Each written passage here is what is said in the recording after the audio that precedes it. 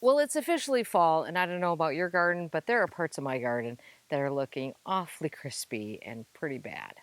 So the dilemma I have every year is, do I clean the garden up so that I will actually enjoy it for the last month or so that's left of it? Or do I just say, hey, save your time, do something else because the garden's going to be done when the garden's going to be done, and that's not too far away? And the solution that I've landed on is to clean up a little bit, a little light tidying in the areas that I am actually in the most or that I'm seeing the most.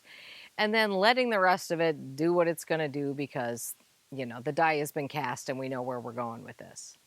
And so that's why I hit on these areas that, like, I'm looking at out the window all the time or I'm walking through every day. And one of those areas is this path behind me.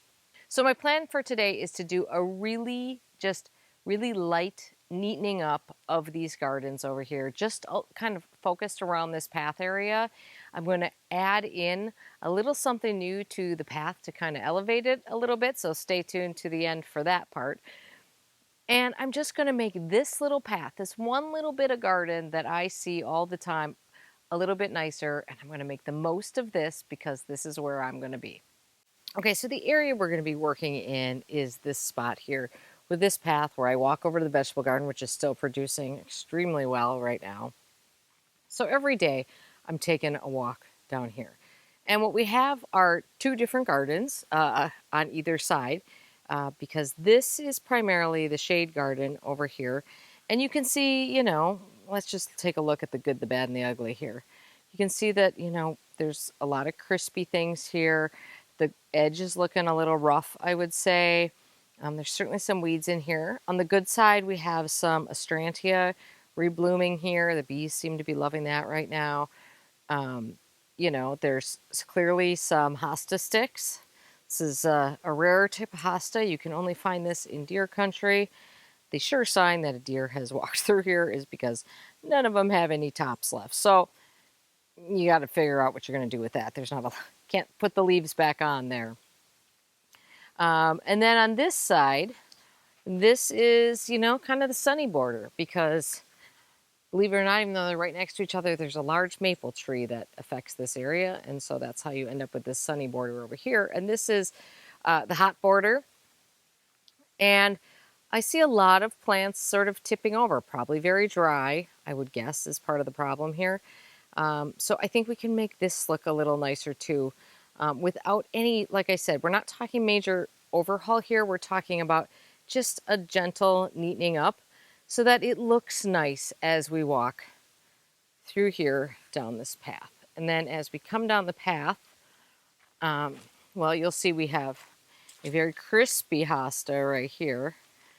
This guy needs more water than it's getting or less sun than it's getting. The lighter green ones tend to be very less tolerant to excessive sun. And then over here, although I've been pretty good about deadheading most of these ligularias, this bunch has not been deadheaded, which we need to do because they are casting seedlings everywhere. And then, as we come up through here, other than the fact that this garden over to the left here is very, very dry, I can water, but it's not looking too bad otherwise. So, I think we're pretty good beyond it once we take care of some of these ligularia flowers here.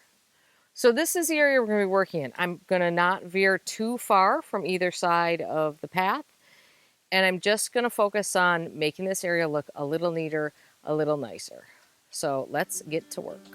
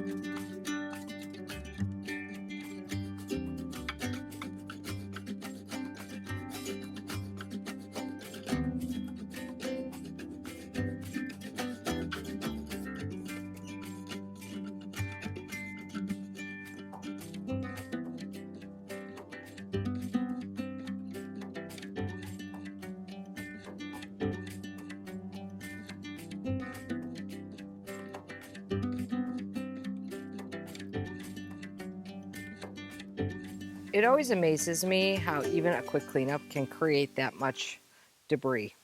Unbelievable. So like I said, this was a quick spruce up. So, I made some decisions. I cut back the very powdery, mildewy Heliopsis bleeding hearts. They were done being pretty. The flowers were done, and now the foliage looked terrible. And we get some of that nice black foliage here with this dahlia here in the front. That was a seed-grown dahlia. I kind of stood some of the Sanguisorba back up. I cut some of it out that was too floppy. The my little driftwood sculpture, as it were, over here had fallen over. It's not long for this world that it actually rotted out at the bottom, so I had to dig it out and then put it back in again. For me, sometimes empty space at this time of year is better than something kind of wretched looking. This is totally, you can do no wrong in your garden at this time of year. You want to cut something back, you're not going to hurt it. You want to leave it there, you're not going to hurt it. So this is 100%, I mean, most things are, but this is 100% your call on this stuff. Over here, I did cut, finally, get the flowers off that Ligularia, cleaned up a lot of the Ligularia seedlings that are in here. Some of the hostas, I cut the stems back. Some of the hostas, like these guys over here, I did not. I mean, maybe I should. Maybe it's better if I take those out. I don't know. I don't know what looks worse. But generally just a nice little cleanup here. I see we have one honorine Jobert anemone flower here. I do see the deer have been active in this area, although we did just spray a couple days ago, so we should be good for a little bit here.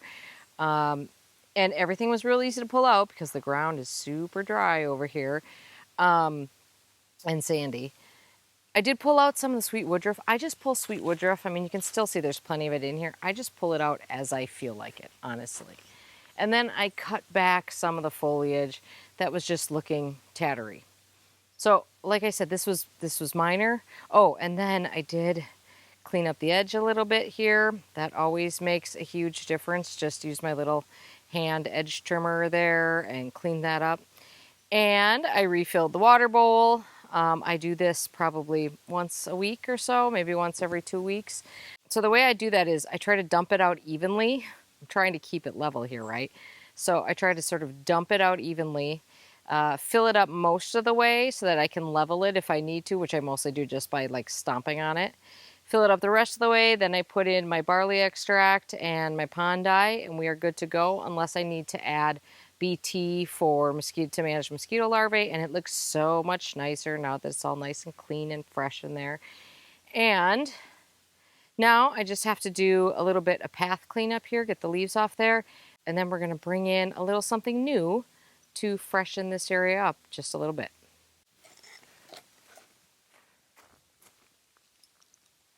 Okay, so the upgrade is that these lights, which I've had here for 4 years now, maybe, certainly 3, are going, since I built this path, maybe that's 3 years. Anyway, they've served me well, but they are going away and we are getting an upgrade. And here's the upgrade. You might recognize this solar light from the path that goes to the garage. And I love these. So all of these lights are from Hoselink. I talk about solar lights probably more than I should, but I do it because I always thought solar lights were garbage, honestly. I thought there was no good ones, and I certainly didn't think there were ones that would work in a situation that is at least partly shady, if not mostly shady. And I also question whether they would work for the long haul in Wisconsin. And I can now say from personal experience that all of those things do work here. What I like mostly about this light, though, in addition to the looks of this, which I do like a lot, is that this one has an option where it will turn off completely. So to compare the two of them, you can see that, so comparing these, you can see this one is quite a bit smaller and is kind of meant to tuck in more than this one is meant to obviously see. This one is dim until it's motion activated, and then it gets bright, which is nice for a path. However, this one has more options, and I'll tell you about them. There is a continuous dim light. A dim light is displayed continuously from dusk till dawn. It has another setting that is a sensor with dim light. A dim light is displayed continuously from dusk till dawn. When motion is detected, the light brightens for 25 seconds before returning to a dim light, which is the same as the other ones. And then there's a sensor with a bright light. The light will remain off until motion is detected, and then the brightest light setting will be activated. That is the setting that I use on the path to the garage. And I like that setting because I am trying to be very conscientious about outdoor lighting and using it only when necessary. I think that's probably readily accepted that, you should not have, there's no reason to have your lights on all night long from a wildlife friendly standpoint. And when you do have light, better if it's, not pointing up, enlightening the whole sky. So these I'm going to put on that last setting. So I will just say about these lights that it does say that they need sun for 6 to 8 hours. They do not get sun for 6 to 8 hours here. So, and they've always worked. So I'll just tell you that that's been my experience with it, is that you can push that number. I'm sure, it is a solar light. So the depth of the woods is probably not great, but again, they've worked here for me. This is the sensor right here. So you want to face that sensor towards whatever you want to use to set the motion light off, which in this case would be the path.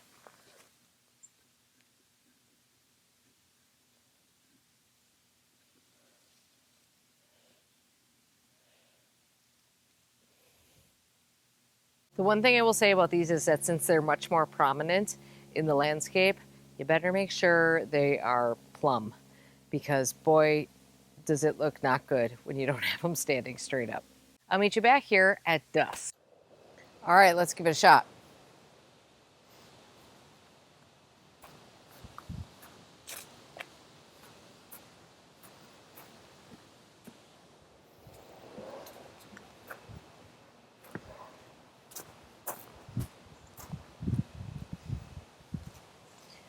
All right, so not every change in your garden has to be a major change. Sometimes just a little tweaking here and there, maybe just changing out one little thing, sometimes that's all you need to make the difference.